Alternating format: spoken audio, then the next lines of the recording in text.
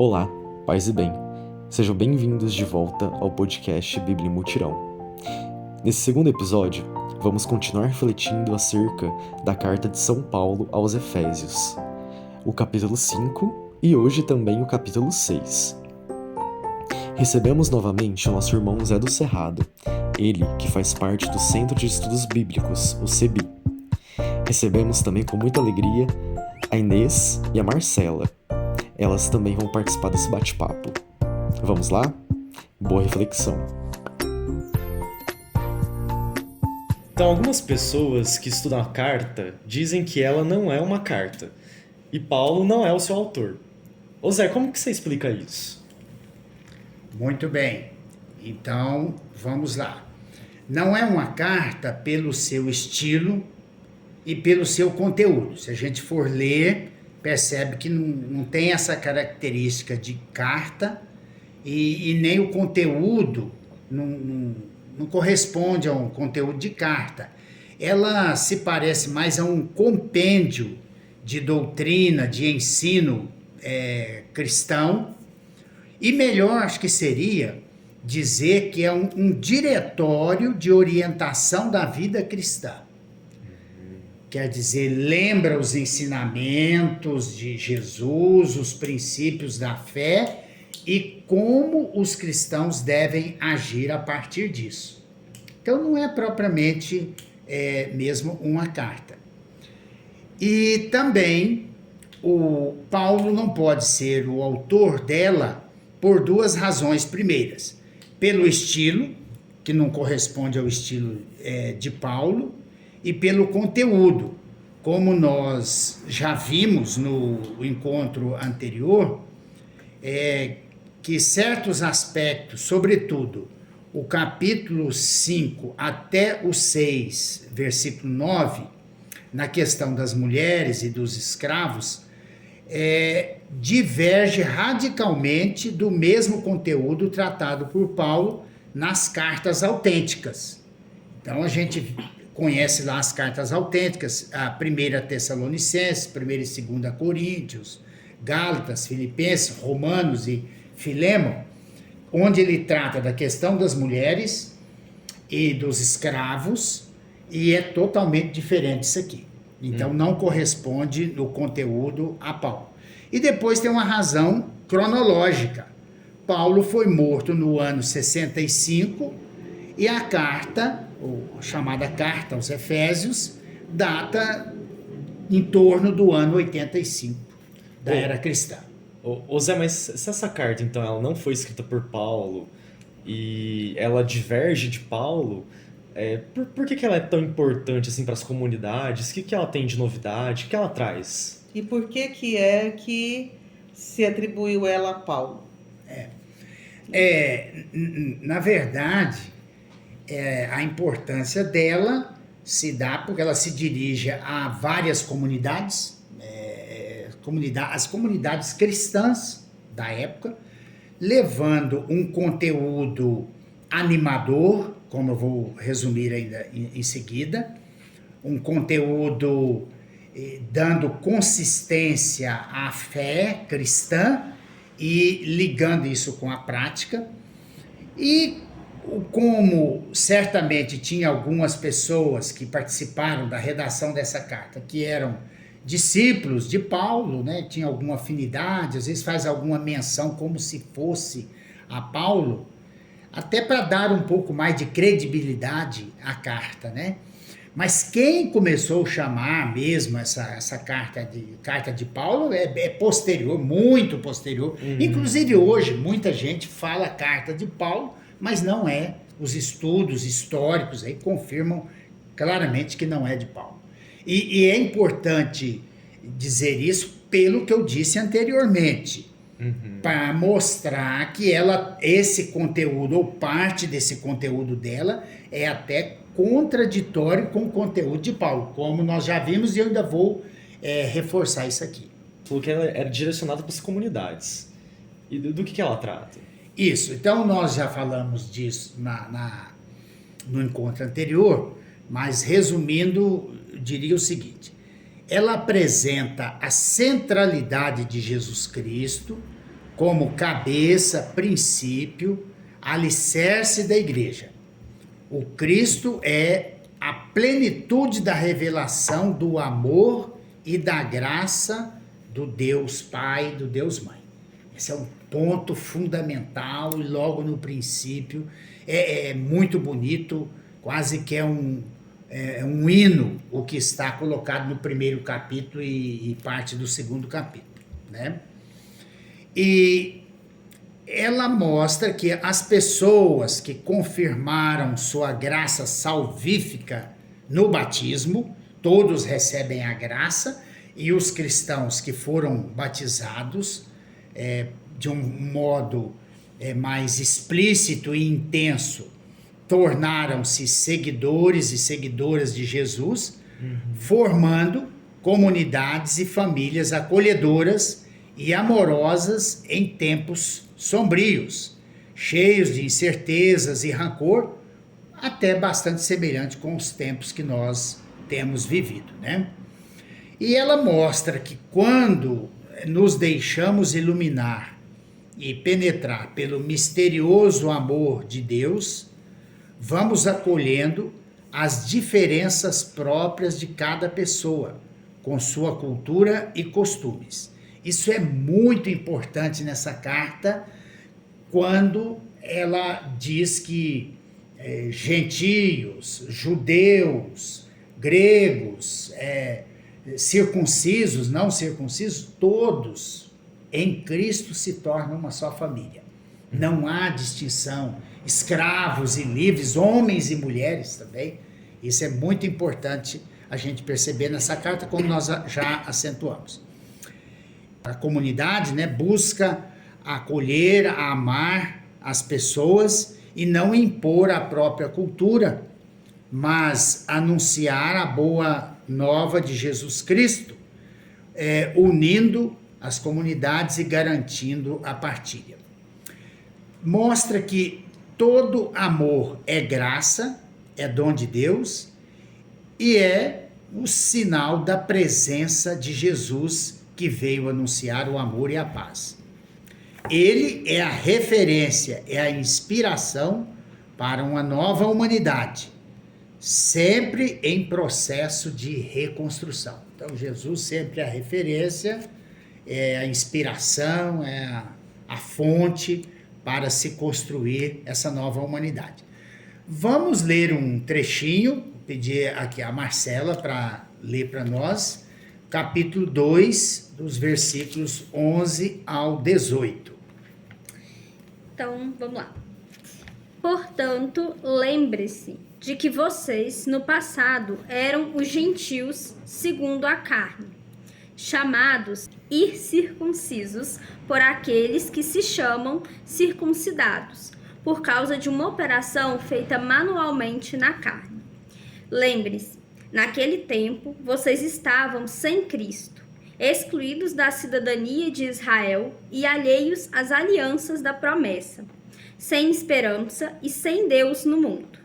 Mas agora, em Cristo Jesus, vocês, que antes estavam longe, foram trazidos para perto mediante o sangue de Cristo. De fato, Cristo é a nossa paz. Ele que de dois povos fez um só, destruindo em sua própria carne o muro de separação, a inimizade, a lei dos mandamentos expressa em preceitos. Isso ele fez para criar em si mesmo, de dois povos, um só homem novo, estabelecendo a paz. E reconciliar os dois com Deus num só corpo, por meio da cruz, destruindo nela a inimizade. E tendo vindo, ele anunciou paz para vocês que estavam longe, e paz para os que estavam perto. De fato, por meio dele, ambos temos acesso ao Pai num só Espírito. Aí, então vejam que maravilha, né? Pessoas tão diferentes, culturas, costumes, princípios morais diferentes, religiosos também, e nessa fé em Jesus Cristo, nessa unidade na graça e no amor, vai se constituindo um só povo, o povo de Deus, uma só família. Então, assim, é muito importante a gente pensar, não só na carta aos Efésios, mas de uma forma geral, que essa reconstrução que você falou, né, a gente está de fato evoluindo, né, aprendendo, pesando ali o que a gente faz, o que a gente estuda, né, o que a gente lê de fato com a nossa realidade, né. É perfeito. Quer dizer, nós estamos sempre, em cada momento histórico, revendo como viver a nossa fé nesse ambiente. E olha que nós temos um ambiente de uma diversidade imensa, em vários aspectos de cultura, de vida, de valores, né? E somos chamados a viver esse desafio da unidade aqui nesse momento. E como você comentou, essa passagem, né, também que a Marcela acabou de ler, tão bonita, e a carta tão bonita nesse início, mas lá pelo capítulo 5 surge, a gente comentou, né, no outro encontro, na outra reunião, que surge esse espinho na carne, né, essa pedra no caminho. Você poderia falar sobre isso novamente, rapidamente, Zé? Isso, então realmente é uma coisa que assusta, causa um estranhamento, porque vai lendo a carta e aí depois quem não acompanhou a conversa passada pode reler lá no capítulo 5, sobretudo, até o 6, 9, na verdade, porque hoje nós vamos tratar o 6 de 1 a 9, mas sobretudo a questão onde fala da submissão das mulheres aos maridos e tal, então é uma coisa muito estranha. Então, realmente, nós temos que levar em consideração 4 aspectos para desconstruir esse espinho, tirar essa pedra do caminho aí, para ver. Então, eu resumo rapidamente da seguinte maneira. Primeiro, que é uma leitura enviesada, descontextualizada dos versículos ali, isso já contribui por demais para causar esse mal-estar, e não é para menos. Então precisaria levar em consideração, para amenizar um pouco, o contexto da carta, voltar um pouco antes e ver que ela fala que todos são um só, todos nós somos um só em Cristo, estamos sob o amor gratuito, sobre a graça de Deus, somos todos irmãos e irmãs. Então isso contradiz radicalmente uma fala que venha submeter uma pessoa a outra. E posso só fazer uma observação que eu fiquei pensando, que não é só isso. Se você pega esse texto isolado, como por exemplo a gente vê nas leituras dominicais, o que acontece? Se você for analisar bem tudo aquilo que Cristo mostra, né?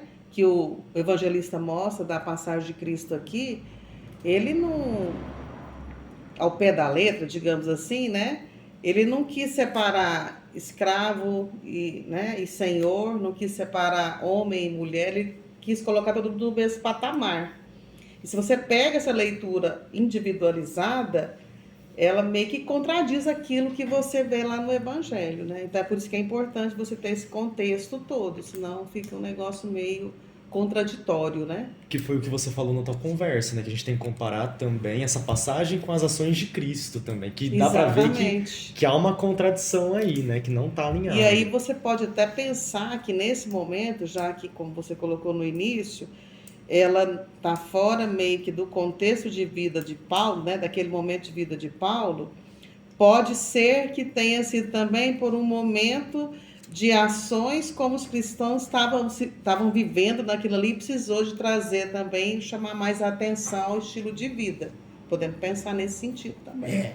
Praticamente, Inês, você tocou nos 2 ou quase 3 aspectos seguintes, que é o seguinte. Primeiro, a gente perceber, já deveria ser a primeira coisa, a contradição desses versículos com a pessoa de Jesus.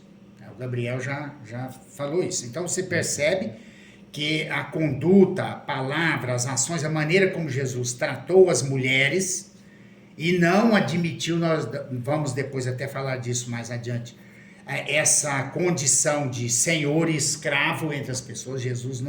Nós não encontramos em Jesus fundamento para isso, né?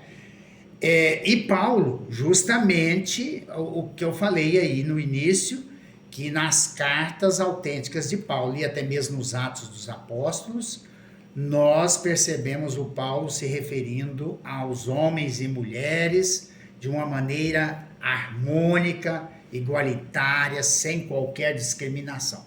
Todos nós, homens e mulheres, escravos e livres, judeus e gentios, são um só em Cristo, né? Então, é por isso que não dá para perceber essa coerência, quer dizer, realmente é um corpo estranho, isso aí na carne. Então, além disso, há um último elemento que não se percebe pela leitura bíblica, mas exige um estudo histórico, que é no contexto das comunidades cristãs, estavam inseridas na sociedade romana, havia os chamados códigos domésticos, patriarcais, ou os códigos de conduta familiar, isso da sociedade romana. E aí pode ter ocorrido duas questões. Primeiro, para as comunidades cristãs serem melhor aceitas na sociedade romana, porque elas eram perseguidas, elas tinham uma conduta diferente, tratavam as mulheres diferente, os escravos diferentes, ou mesmo não admitia ou questionava a presença de escravos, por isso elas eram perseguidas. Então talvez elas tiveram que amenizar um pouco e trazer um pouco, introduzir isso na comunidade para serem mais aceitas. Essa é uma possibilidade. A outra, que é ainda mais grave, é que as comunidades cristãs podem ter ido aderindo aos costumes, mesmo contraditórios à fé cristã. E aí acabou aceitando, colocando aquilo no meio, às vezes sem perceber, ou como que adaptando a conjuntura da sociedade romana. Então foi realmente um desastre. Por quê?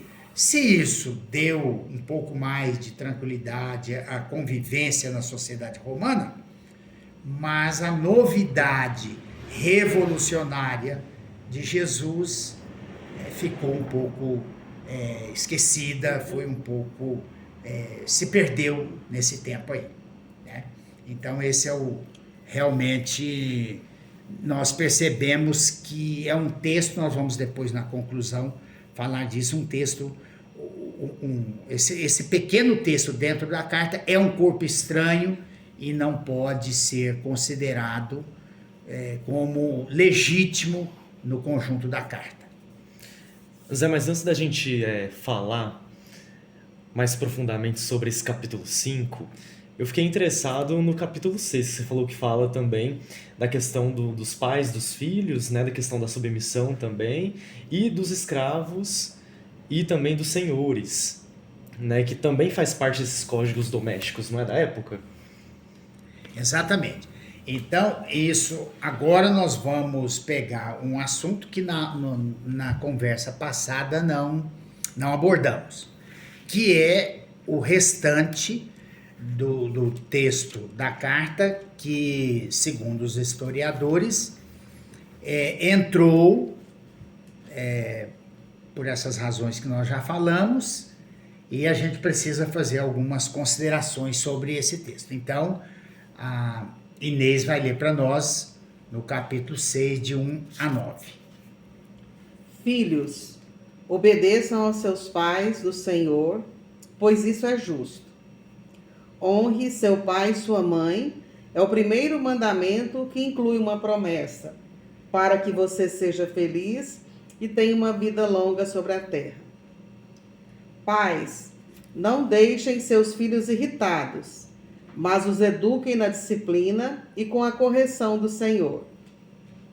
Escravos, obedeçam a seus senhores segundo a carne, com temor e tremor, com simplicidade de coração, como a Cristo. Obedeçam não somente quando vigiados, para agradar aos homens, mas como servos de Cristo, que se aplicam de alma em cumprir a vontade de Deus. Sirvam de boa vontade, como se fosse ao Senhor e não a homens, sabendo que cada um que tiver feito bem, receberá do Senhor o bem, seja ele escravo ou livre. Senhores, tratem da mesma forma seus escravos, deixando de fazer ameaças, sabendo que o Senhor deles e de vocês está nos céus, e não faz distinção de pessoas. Muito bem. Então, a primeira parte que se refere à relação de pais, e aí não menciona mesmo as mães, se até hoje quase não se menciona as mães, imagina naquele tempo, né? Para muita gente que ouve isso, ainda acha, não, tá bom esse texto, fala que os filhos devem obedecer aos pais, respeitar aos pais e tal, né? Olha, vamos lá. E eu acho que a gente não deve ficar nessa aceitação bastante restrita de obediência e respeito. Isso faz parte.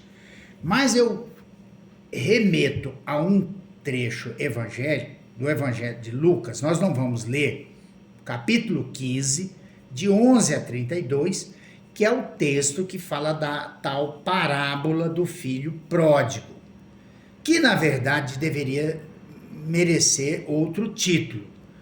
Poderia ser a parábola do pai ou da mãe amoroso e amorosa.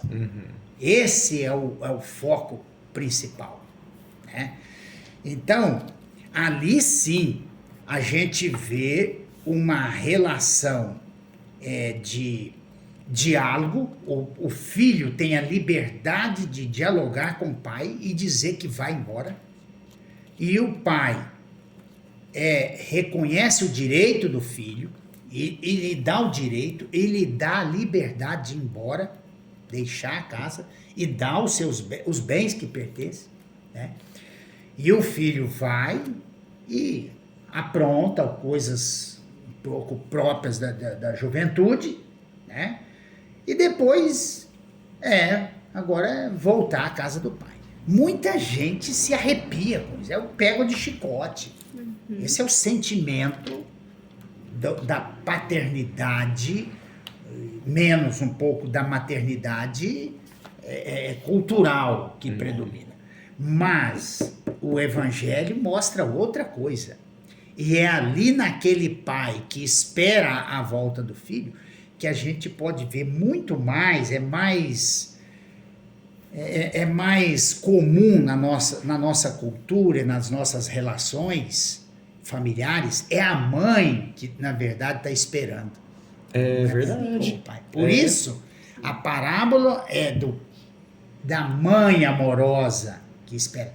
Então, aqui nós temos os elementos de uma autêntica, que amplia, mas não é questão de obediência e respeito, porque nós sabemos, se tem filhos que aprontam coisas terríveis também contra seu pai e sua mãe, tem pai e mãe que também aprontam contra o filho. Então, obediência não parece ser uma relação inquestionável. E assim, né, Zé, só essa questão do respeito, se você somente impõe respeito, você não cria uma relação também, né? É isso que você falou, você acaba não tendo aquela relação também, você não entende aquilo. Você somente quer ser ouvido, então você, além de não estar ali praticando esse fato do amor, de estar aberto ali para aquela pessoa, você ainda está indo contra outras coisas, né? Você quer ser o centro, quer ser ouvido, sempre. Perfeito. Então, eu acho que esse evangelho que seria o evangelho para a gente discutir o modo de relação dentro da família, com pai, mãe, filhos e filhas, né? Onde devesse prevalecer a liberdade, o amor, a misericórdia, o perdão, a alegria da reconciliação. Vai muito além do que essa questão de obediência e respeito, né? Mas entrou justamente porque isso também fazia parte dos códigos domésticos patriarcais da cultura romana, né? Então, é isso. Agora, na questão dos escravos, olha, essa ainda é mais escandalosa, quer dizer, essa é mais chocante, né? Nós deveríamos até dizer, e o espírito das cartas autênticas de Paulo, e mais ainda do espírito do Evangelho, das relações de Jesus, deveríamos ter um princípio fundamental. Isso deveria estar escrito assim em letras garrafais no meio dos cristãos, né? Não haja escravos entre os cristãos. Esse deveria ser o princípio. Não importa o jeito que trata, e nós sabemos que hoje tem casos assim que a pessoa vive no seio familiar como empregado, e é quase como um escravo, e alguém depois vai dizer, não, mas ele é tratado como um membro da família. Conversa. Não tem essa de membro da família se você trabalha para o outro, se você serve ao outro, se você não tem liberdade, isso é conversa. Então, não deveria, não tem nada que fundamenta, não, mas uma relação melhor, não sei o quê, não dá lugar. Vamos ler um trechinho aqui em Gálatas 3, 26 a 29. Onde essa carta autêntica de Paulo, onde Paulo fala dessa questão. De fato, todos vocês são filhos de Deus, por meio da fé em Cristo Jesus. Pois todos vocês que foram batizados em Cristo se revestem de Cristo. Não há judeu nem grego, não há escravo nem livre, não há homem nem mulher, pois todos vocês são um só em Cristo Jesus. E vocês são de Cristo. São da descendência de Abraão, herdeiros conforme a promessa. Pronto. Então, está dito aí por Paulo, e nós poderíamos recorrer a outros textos dele também. Nós percebemos que Paulo assume igual dignidade entre escravos e livres, né? Ou entre homem e mulher, judeu e pagão. Zé, eu fiquei uma dúvida num trecho aqui, que é bem no comecinho aqui, que fala assim, ó, escravos, obedeçam a seus senhores segundo a carne. Quando se coloca essa questão de segundo a carne, isso é uma referência à situação de fato de escravidão, de assim, obedeçam conforme o que é colocado para vocês, porque senão as punições, elas vão ser punições carnais, né? Então, quando ele coloca esse trecho, seria nesse sentido? É bem isso mesmo. Segundo a carne, segundo as normas, as leis da sociedade. Olha que desgrama. Depois, vai amenizar mais adiante, dizendo, não, mas obedeça também como a Cristo, em Cristo, como é que é? Como se estivesse fazendo para Cristo. Exato. Aí já é, olha, já é uma tentativa de amenizar um pouco o dano. Mas o dano maior e primeiro é ser escravo. Quando se é escravo, não tem conserto. Quando o outro vai ser escravo, não tem conserto. Assim como, vou voltar lá na questão da mulher. Depois que fala que a mulher deve ser submissa ao marido, olha, pode falar o que quiser, que o marido deve tratar com amor, com respeito, com dignidade. Não, mas você já falou lá atrás que ela vai ser submissa, que ele é a cabeça dela, não tem conserto, né? Então é exatamente isso, né? Mais adiante também, na primeira carta aos Coríntios, Paulo vai dizer, você era escravo quando foi chamado? Não se preocupe com isso, Mas se você puder tornar-se livre, é melhor aproveitar. Pois o escravo, chamado pelo Senhor, é liberto no Senhor. Assim também o livre, quando chamado, é escravo de Cristo. Vocês foram adquiridos por preço alto. Não se tornem escravos dos homens. Olha que forte que é isso aqui. Né? Então não há justificativa. É claro que a gente não poderia esperar de Paulo e mesmo dos primeiros cristãos uma revolução acabando com o sistema. Nós sabemos que aqui no Brasil, formalmente no século XIX, mas até hoje nós temos aí situações de escravidão a toda hora. Imagina-se naquele tempo. Né? E também no chamado bilhete a Filémon, que é autêntico de Paulo também, ele considera o escravo Onésimo como irmão e recomenda ao seu amigo que o receba. Eu peço ao Gabriel que leia aqui, por favor. Não mais como escravo, e sim, muito mais do que escravo, como irmão amado, especialmente por mim, e tanto mais por você, segundo a carne e segundo o Senhor. Portanto, se você me considera amigo, receba-o como a mim mesmo. Então, isso é interessante porque, se você, não sei se está bem certo que eu estou, né, mas assim, tanto que quem aderia a, digamos, né, a seita cristã naquele período eram mais essas pessoas que viviam, digamos assim, nessa submissão. Eram as mulheres, né? Você pode ver nos textos, eram as mulheres, eram os servos, né? Que se deixavam mais levar pela doutrina cristã, porque tinha esse consolo, né? Era mais difícil você ver os grandes senhores aderirem a essa doutrina por conta de exatamente que Cristo colocava essa questão da igualdade, né? E aí quando ele fala aqui, olha, que não importa se é escravo, né? No final dos Efésios lá que a gente leu, não importa se é escravo ou se é senhor, mas se tiver feito bem, ele vai receber bem do Senhor, né?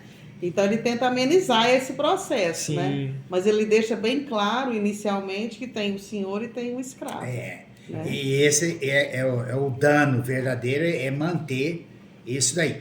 A proposta de Jesus e depois dos cristãos que se seguiram, a proposta de vida nova, do reino, de liberdade, de igualdade, de vida em comum, é verdade que ela foi acatada primeiramente, como você disse, por os marginalizados, os excluídos da sociedade. Falou, essa coisa é melhor para nós, né? E depois até outras pessoas de outro nível social acataram, né? Mas é verdade que esse pessoal... E é isso que causava também um incômodo no Império Romano, porque esse povo marginalizado começa a ser tratado com dignidade, com respeito, com liberdade. Olha, isso vai mudando a coisa no meio, né? Mas em Jesus, nós vamos ler só um trecho. Poderia ler todos os evangelhos, né? Mas nós vamos ler no Evangelho de Lucas, capítulo 4, do versículo 14 a 21, um trecho que é, assim, lapidar para a gente perceber, nem precisava, que nada da mensagem de Jesus condiz com a possibilidade de aceitação de escravidão. Nunca. Isso não tem jeito. Jesus voltou para a Galiléia, com a força do Espírito, e sua fama se espalhou por toda a região. Ele ensinava nas sinagogas deles, e era elogiado por todos.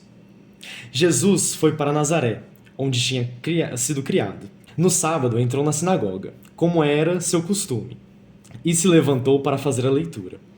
Foi-lhe dado o livro do profeta Isaías. Abrindo o rolo, encontrou o lugar onde estava escrito: O Espírito do Senhor está sobre mim, porque ele me ungiu para anunciar a boa notícia aos pobres. Enviou-me para anunciar a libertação aos presos e a recuperação das vistas aos cegos, para dar liberdade aos oprimidos e para anunciar o ano da graça do Senhor. Depois fechou o livro e entregou ao ajudante e sentou-se. E todos os olhos na sinagoga estavam fixos nele. Jesus então começou a dizer-lhes: Hoje se cumpriu essa passagem da Escritura que vocês acabaram de ouvir. Olha, essa leitura do profeta Isaías, ela vem da mais antiga e legítima tradição do povo judeu. Nós podemos até recordar lá no Êxodo, quando o povo está escravo no Egito, e Moisés lá faz a experiência de Deus na sarça ardente, na qual ele diz lá, olha, eu ouvi o clamor do meu povo e desci para libertá-lo. Depois, isso adiante, depois vai ser recordado, e os profetas vão sempre bater nessa tecla. Deus é o Deus dos oprimidos para libertar os oprimidos. Então, essa profecia de Isaías não é que ele esperava assim que isso ia acontecer lá na frente. Isso já deveria ter acontecido, não aconteceu, mas continua permanente. Então, quando Jesus vem, lê isso e diz, hoje se cumpriu essa escritura, quer dizer, hoje eu vim para realizar essa libertação. Então ninguém pode se amparar, querer se amparar em Jesus, nas suas palavras, nas suas ações, e ignorar uma atitude de dominação, de escravidão, ou respaldar essa relação. Absolutamente, não tem jeito. Isso aí não tem como. Então, Jesus vem propor, e toda a sua vida seguinte, na sequência disso, estará tratando da liberdade, da igualdade, da fraternidade, da vida plena, da vida em abundância. Então, não tem espaço para escravidão. Não tem, absolutamente. Mas eu ainda diria mais uma coisa, que eu acho que essa posição de Paulo e de Jesus, ou diante delas, os cristãos e cristãs do nosso tempo deveria rever com seriedade as relações de trabalho nos dias de hoje. Eu não tenho escravo em casa. Não, vamos, pode até não ter. Você tem empregado, empregada, você é patrão ou patroa. Como é que é essa relação entre os cristãos? Nós deveríamos ter uma relação diferente. Claro que sim. E olha que, não sei, né? Como se entre os cristãos, onde há essas relações de patrão, empregado, as relações de trabalho, se elas são diferentes da sociedade ou do mundo, como dizia João, né? Às vezes são até piores. Então, esse trecho aí, nós também percebemos que ele não condiz com o espírito cristão, mesmo apesar de algum remendo aí, não condiz. Ele é uma pedra, é um espinho na carta, né? É isso mesmo. E vamos então falar agora, Zé, um pouquinho das consequências de uma leitura enviesada. A Inês falou, né, se a gente só lê aquele pedaço, e se a gente só lê o pedaço do capítulo 5, o versículo de 21 a 33, que fala da submissão da mulher. Quais são as consequências disso? Isso. Então, aqui nós devemos ficar com os olhos atentos às nossas realidades e, sobretudo, agora porque isso aqui é uma sequência do encontro anterior, mas também desse, é claro, na relação com as mulheres. Então nós temos que ter um olhar crítico como as mulheres são tratadas na sociedade e nas comunidades cristãs, para a gente repensar como são essas relações, né? Então, vamos primeiro considerar que o aspecto emocional numa situação na qual são lidos aqueles trechos, né? Então, vou pedir aqui para uma mulher ler essas considerações aqui para a gente refletir sobre isso. Ao longo da análise e reflexão, já acenamos para algumas consequências negativas da leitura deturpada. Primeiro, apenas para recordar, imaginemos o impacto emocional negativo e humilhante das mulheres, muitas vezes em seus casamentos, ouvindo: as mulheres sejam submissas a seus maridos como ao Senhor, pois o homem é cabeça da mulher, como também Cristo é cabeça da igreja, ele que é o Salvador do corpo. E como a igreja está submissa a Cristo, assim também as mulheres estejam submissas em tudo aos seus maridos. Por outro lado, os homens se sentindo muito confortáveis e respaldados em seu provável espírito patriarcal e machista. E aqui, a coleção de gracejos e piadas de mau gosto contribui imensamente para fomentar o dano. Qual a relação conjugal e familiar possível daí para frente? Nossa, mas é o que a gente mais escuta em casamento, é isso. Essa passagem aí, agora sabe que eu tô na idade de ir em casamento, né? Parente meu tá casando, amiga minha tá casando. Então eu tô indo em casamento e o que eu mais escuto é essa passagem. Aí eu fico horrorizado. Eu falo, meu Deus, sabe como é que pode? Ave Maria. Mas então, assim, eu vejo que é aquilo que a gente estava falando anteriormente, essa questão da submissão ao pé da letra, né? Não é, acho que assim, quando, talvez vamos tentar amenizar, não sei, mas eu acho que não é essa questão, né? Deveria, pelo menos hoje, se fala tanto em, como é que fala, liberdade da mulher, né? Igualdade de gênero e tudo, mas não pensar na questão da submissão, né? Mas nesses que a Marcela colocou agora mesmo, a questão do respeito. E tem que ser um respeito mútuo, né? Mas eu acho que quando fala submissão já implica que é algo menor. Está por baixo. Está por baixo, ainda entendeu? mais no contexto em que isso é colocado, né? Porque no contexto de algo que está começando, tipo assim, é um relacionamento que está começando. Então, você começar com a palavra submissão, eu acho que já dá um viés um pouco pesado para isso. E é igual você estava falando. O texto já coloca a questão da submissão, mas tenta amenizar depois. Mas o problema é que já colocou a questão da submissão. Deixa eu te falar, você estava falando da questão do casamento, se você for analisar a continuidade da cerimônia, até na hora da bênção, né? A hora que o padre vai dar a bênção sobre o casal, ele fala qual que é a função da mulher no casamento, né? Que é de educar os filhos, não é? Exatamente. Lá no momento do casamento tem essa bênção específica que é a mulher que seja voltada para o lar, né? Não, gente, não dá, não tem jeito. Depois que lê isso, você pode... Aí vem 8 versículos, nós vimos isso no encontro passado, 8 versículos falando das obrigações, dos deveres do marido. Mas não apaga, isso não apaga mais. E isso é isso que fica.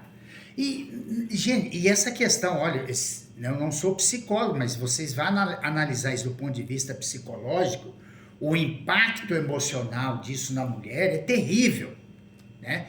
E quando eu divulguei esse texto... O homem também, né? Porque aí ele vai se sentir superior. O superior. Ela tem que fazer o que eu mando. Sim. Para ambos, né? Uma amiga que trabalha com questões de violência familiar, ela disse que muitos homens causadores de violência contra a mulher justificam na Bíblia, dizendo, olha, ela não quer me obedecer, e ela tem que me obedecer porque na Bíblia está dito que ela tem que me obedecer, que eu sou a cabeça, né? Então, gente, é um desastre. É um desastre uma leitura dessa. E, muita gente diz assim, nas igrejas evangélicas leem muito esse. Não é só nas evangélicas, não. Eu já testemunhei isso lido em igreja católica e o comentário, acho que foi pior do que isso aqui ainda, né? A tentativa consegue ser pior, né? Consegue ser pior. Então, vocês vejam, e aí a pergunta fica, qual a relação conjugal, familiar, que você pode esperar de um casamento desse?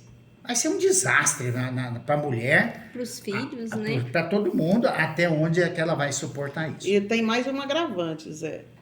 Porque, vamos lá, né? Essa leitura, principalmente, ela é típica daquela primeira domingo da Semana da Família, que é o Dia dos Pais. E ela ainda corta. Ela coloca a mulher, depois ela pula lá para os filhos. Né? Às vezes ela corta meio, quer dizer, falou esses 8 versículos de obrigações do marido, ela corta, né? E deixa só essa parte aí específica de mulher ser submissa e os filhos serem obedientes aos seus pais, etc. Nós vamos ver o que deve ser feito com esse texto no final, tá? Agora, vamos mais adiante um pouco. Nós sabemos que a Igreja Católica e hoje as evangélicas, das diversas linhas aí, tem uma grande influência na sociedade. A Igreja Católica, né, até uns 50 anos atrás, era dominante, mas hoje... Então, nós temos uma cultura no Brasil, vamos falar aqui do Brasil, que a gente pode falar que é uma cultura da cristandade, quer dizer, de um modo ou de outro, o título, o rótulo cristão está presente para todo lado, né? E isso marcou a sociedade, assim como no período lá das comunidades cristãs, a sociedade romana também interferiu na vida das comunidades cristãs. Convém a gente lembrar outra coisa, que na primeira metade do século da era cristã, olhando Atos dos Apóstolos, as cartas autênticas de Paulo, nós encontramos uma presença muito marcante das mulheres, presença de destaque nas comunidades cristãs, na organização das comunidades. Mas o que aconteceu? Aos poucos, a influência da sociedade romana, a presença dos códigos domésticos patriarcais foram interferindo no modo de ser da vida cristã. E as mulheres foram perdendo seu espaço. Isso que mudou. Olha, no final do primeiro século, a gente já vai ver uma outra relação, uma outra consideração das mulheres no seio das comunidades cristãs. Isso é que foi um desastre. Vamos ler um trechinho aqui das consequências dessa influência dos códigos familiares, patriarcais, nas comunidades cristãs.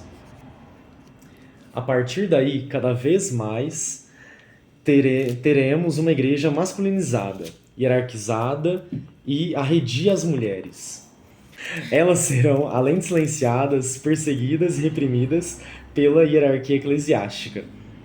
Os argumentos para tais atitudes são os mais absurdos e incoerentes possíveis, contra o mínimo de senso de humanidade e menos ainda de vida cristã. Isso aqui é uma coisa gravíssima no seio da igreja. Lá no passado, começa a partir do segundo século, as mulheres vão sendo afastadas completamente da igreja, né? Mas será que hoje, vamos ver o que a Marcela lê nesse trechinho aqui. Hoje, as mulheres continuam sendo a maioria absoluta nas igrejas. São elas que assumem a maioria dos serviços pastorais, desde o zelo pelos templos, os preparativos das celebrações litúrgicas, nas quais elas ocupam funções secundárias, quando não são excluídas, na catequese, na visita aos enfermos, nos serviços pesados das cozinhas nos dias de festas e promoções diversas. Mas quase nunca as lideranças, coordenadores, diáconos, padres, pastores, lhes dão ouvido, nem a palavra e nem o poder de decisão. Olha, muita gente aí não vai gostar disso, né? Mas olha se isso não é uma realidade, né? As mulheres são a maioria, trabalham mais, estão presentes em tudo e tal. Temos exceções em algumas igrejas evangélicas, né? Por exemplo, igreja luterana, uma das metodistas, não são todas, né? Elas têm mulheres pastoras e tal. Mas, infelizmente, nós assistimos aí as mulheres na condição de empregadas da igreja. Eu já observei, vocês podem observar, nessas festas grandes da igreja, Corpus Christi, outras festas aí, Semana Santa, observe as imagens que eles reproduzem nas televisões, a maioria, houve vezes de eu observar, tem 18 homens, até 18, 20 homens, não tem uma mulher no altar, nada, não tem, né? Então, isso não condiz com o espírito originário, com Jesus nos evangelhos e as mulheres, não condiz. Quer dizer, as mulheres ficaram de fora, foram afastadas mesmo e tudo mais, né? E então a gente poderia refletir o seguinte: o que Paulo e Jesus diriam dessas atitudes e práticas dentro das igrejas, né? Não sei, acho que eles não concordariam com isso absolutamente, né? E talvez esteja aí uma das resistências maiores para a igreja hierárquica mudar, aceitar a participação efetiva das mulheres na igreja, né? Mas Deus está ouvindo isso, acho que está vendo e ouvindo, né? Vamos ver o que a Inês lê aqui para nós. Assim como Javé, Deus libertador, viu e ouviu a aflição e o clamor do seu povo sob a opressão dos egípcios e desceu para libertá-los, ele está vendo e ouvindo esta onda diabólica de violência brutal contra as mulheres, assédio sexual, estupro e feminicídio, e contra as crianças, abuso sexual e infanticídio.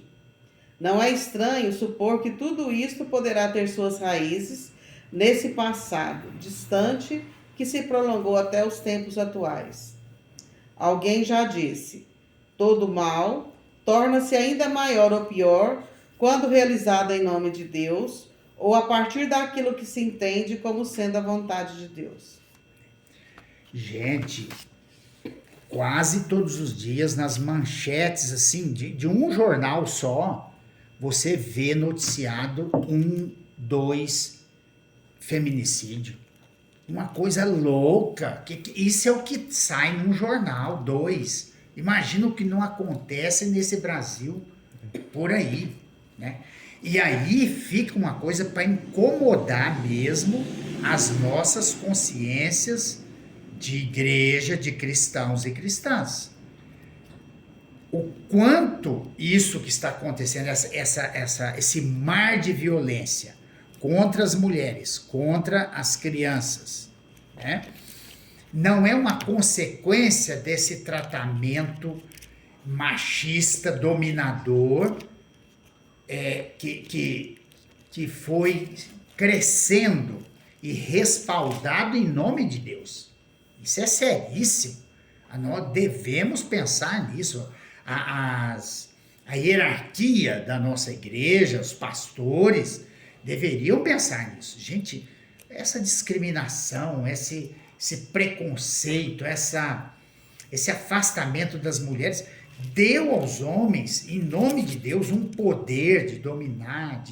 E aí, imagina o que está acontecendo hoje, o quanto não é, né? Pode ter sido consequência disso. Então, eu acho que temos que bater a mão no peito e rever seriamente isso aí, né? Bom, tem mais uma questão. Agora vamos abrir um pouco o olhar na sociedade que nós vivemos.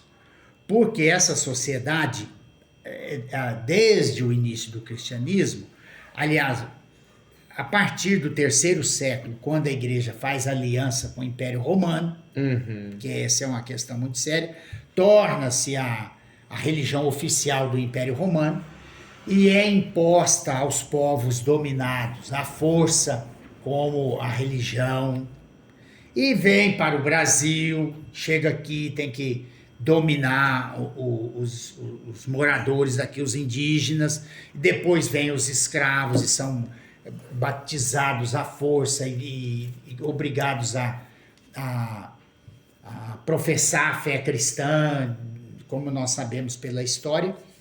Então, nós podemos dizer que a sociedade brasileira, como boa parte do mundo também, é uma sociedade que foi dominada por uma fé cristã imposta. É o que se chama a cristandade. Ela tem uma roupagem cristã, e basta ver por aí, gente. Fala-se em nome de Deus tanta coisa, mas a gente vai ver que na essência isso não corresponde ao evangelho, à fé cristã legítima, né? Mas isso está presente aí, né? Vamos ler um pouquinho aqui, que acho que está bem claro aqui. Por isso, também na sociedade laica, na vida social, empresarial e política, encontramos o mesmo tratamento e consideração de submissão dado às mulheres. Este modo de pensar e agir nas relações homem e mulher se entranhou no nosso tecido cultural, e de tal modo que é a submissão das mulheres que faz os homens pensarem que são donos dela. Muitas mulheres não saem dos casamentos porque acreditam que não têm força para tal e não conseguirão viver sozinhas. As igrejas foram e continuam sendo cúmplices das violências contra as mulheres. Foram séculos dizendo aos homens que cabia a eles educar suas mulheres e dizendo às mulheres que deveriam obedecer aos seus maridos. Hoje temos mulheres que sofrem caladas, porque são obedientes, e muitas delas já morreram, porque não suportam o silêncio e resolveram tentar romper com a escravidão doméstica. Então a questão não é só no seio das igrejas, ela extrapola, ela está presente no tecido social, né? E no mundo do trabalho também, das empresas. Profissional, né? Profissional. Você vê que o profissional, até pouco tempo, né? Pouco tempo, eu já fiz faculdade há algum tempo, né? Mas no tempo que eu entrei na faculdade, tinha, digamos assim, né? Aquele curso que era próprio para mulher. Sim. Porque você sair de casa no máximo um período, trabalharia lá, cuidaria seria a extensão da sua casa, que você ia para a escola, cuidar de filho dos outros, né? Então... esses cursos ligados ao cuidado, da enfermagem, pedagogia. Magistério, Tanto que sim. você vê, entra numa sala de engenharia, até hoje, você vê poucas mulheres. Sim. Porque não é uma profissão, ir para o pátio de uma construção não é adequado para uma mulher, né? Ou Então, ela até nessa tem questão pensado. profissional, de graduação mesmo, a gente ainda tem essa barreira de falar que a mulher não é competente para isso, né? Não, mas ainda eu fiz pedagogia recentemente. Era eu, o único homem da sala, o bendito fruto entre as mulheres, né? Porque a maioria realmente é feminina. Esses cursos mais ligados ao cuidado, né? E quando a mulher ocupa um cargo que não seria, que não é até hoje considerado cargo para a mulher, ela tem que agir como homem. Tem que ter a postura de autoritarismo, de poder, de mando, para ser aceita. Não vamos longe incrível. não, né? A nossa presidente aqui, a Dilma, né? Não foi bem Sim, aceita, porque era uma mulher no cargo. Com Sim, certeza, isso. com certeza, vamos dizer, 50% da rejeição a ela foi por ser mulher. Não tem dúvida, não temos dúvida. Isso, né? isso porque ela ainda agia nas suas atitudes, na sua forma de governar, assim como o Zé falou, ela era firme, ela se fazia entender ainda nos espaços, porque se não fosse assim, se fosse ela simplesmente fazendo os atos que ela deveria fazer, ela não era respeitada, ela não era levada a sério, né? Pois é, gente. Então, tá aí. Agora vamos tirar algumas conclusões aqui ainda disso, quer dizer, mas ficando atenta a essas consequências dessas leituras, né, como eu disse, enviesadas, distorcidas, né? Mas vamos concluir alguns pontos aqui dessa nossa reflexão. Como é impossível, em qualquer circunstância celebrativa e até pastoral, realizar uma reflexão dessa natureza, o mais recomendável e prudente é mesmo evitar a leitura de textos como Efésio, o capítulo 5, versículos de 21 a 33, que a gente acabou de estudar, que fala da submissão da mulher, assim como outros. Tem também o Josué, capítulo 5, 21, que fala assim: E julgaram condenado ao anátema tudo o que existia dentro da cidade, passando ao fio da espada homens e mulheres, jovens e velhos, bois, animais, pequenos e jumentos. Como se fosse legítimo matar, então, né? Ou também o Salmo 137, que fala assim: Ó devastadora capital da Babilônia, feliz quem retribuir a você com o mesmo castigo com que fostes castigados. Feliz quem arrancar e fizer em pedaços seus nenéns contra a rocha. Misericórdia. Ou então também a passagem de Josué, o capítulo 2, versículo 11. Javé faz ouvir sua voz à frente do seu exército. Seus batalhões são os mais numerosos. E os encarregados de executar a ordem de Deus são valentes. Grandioso e terrível é o dia de Javé. Quem poderá superá-lo? Olha, gente, eu vou recordar uma questão que eu falei no encontro passado. O seguinte, a Bíblia, a formação da Bíblia, né, que nós temos uma noção, nós falamos, ela é palavra de Deus. Olha, mas nem tudo é palavra de Deus. Tem palavra humana misturada, não tem outro jeito. Até o Gabriel falou que... repete, você lembra o que você disse? Sim, eu falei que a Bíblia não é a palavra de Deus, mas nela tem a palavra de Deus. Exatamente. Então a Bíblia toda não é palavra de Deus, mas ela tem palavra de Deus, permeia nela o Espírito de Deus, né? E então a gente precisa saber, na leitura, garimpar o que é palavra de Deus autêntica. E uma coisa, a palavra mais autêntica da Bíblia é a pessoa de Jesus. E a gente então tem que conferir com a pessoa de Jesus, lendo, refletindo, o Evangelho, sobretudo, para ele a referência. Então tem certos trechos da Bíblia não são palavra de Deus e não devem ser lidos. Não tem jeito, porque você não conserta.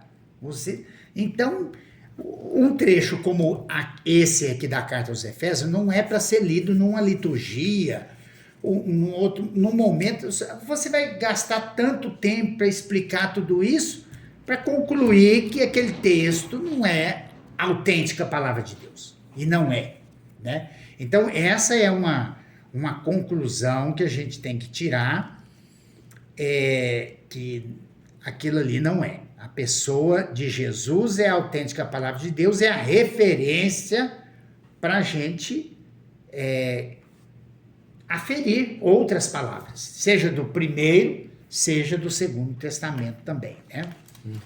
Então, é essa consideração. Muita gente vai ficar assustado com isso, mas não é. E tem tanta coisa que qualquer criança, ou mesmo uma pessoa estudada, vai dizer, não, isso não cabe, né? Vamos ver outra conclusão que nós devemos tirar aqui, Marcela. Isso. É preciso procurar ler e refletir a Bíblia de forma comunitária, auxiliados por materiais e pessoas confiáveis. O processo de compreensão da Bíblia é lento e exigente, mas está ao alcance de todas as pessoas que se abrem ao espírito da vida e do amor. É necessário persistência e perseverança. Aos poucos a luz da palavra vai brilhando, os caminhos se iluminando e se abrindo para a boa notícia do reino. Então, é porque dizer que a Bíblia é um livro difícil, não sei o quê, pode dar a entender que é só os iluminados, os estudiosos.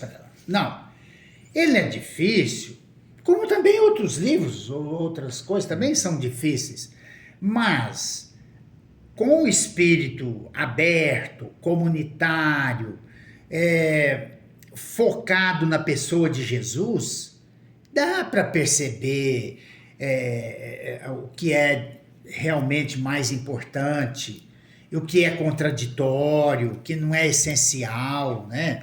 Não é assim tão difícil. Eu tenho experiência com pessoas tão simples e conseguem captar o mais importante na Bíblia. Pessoas analfabetas, ouvindo a palavra, conseguem.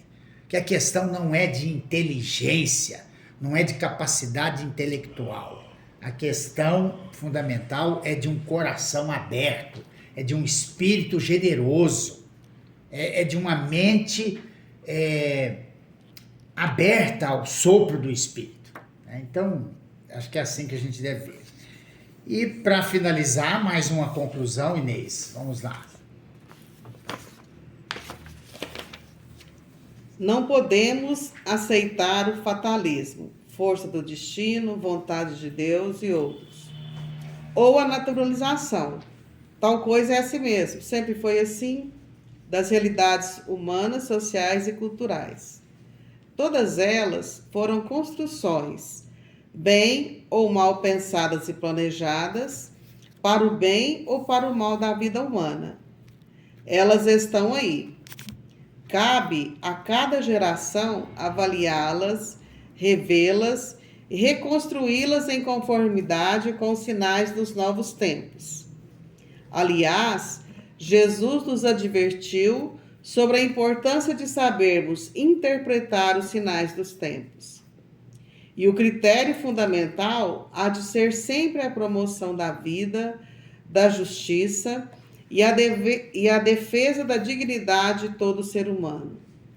Só encontraremos o caminho para isto quando nos dispusermos a encarar com honestidade nossos desafios, submetê-los a uma avaliação crítica, comunitária e realizarmos juntos as mudanças necessárias. A atitude de rigorosa vigilância, a doce abertura ao sopro do Espírito e a atenção aos apelos da vida são os verdadeiros antídotos e medicamentos contra estes males. É isso aí. Então, tudo na vida está em processo, está em descoberta, aprendizado, ensaio, né? Errando, aprendendo. Mas se a gente tem a vontade, o objetivo de promover a vida, a liberdade, a dignidade, o amor entre as pessoas, a justiça, tudo se acerta. Tudo se acerta.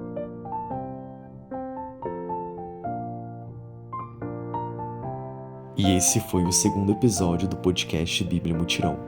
Obrigado a você que ouviu até aqui e refletiu com a gente acerca da palavra de Deus. Até o próximo.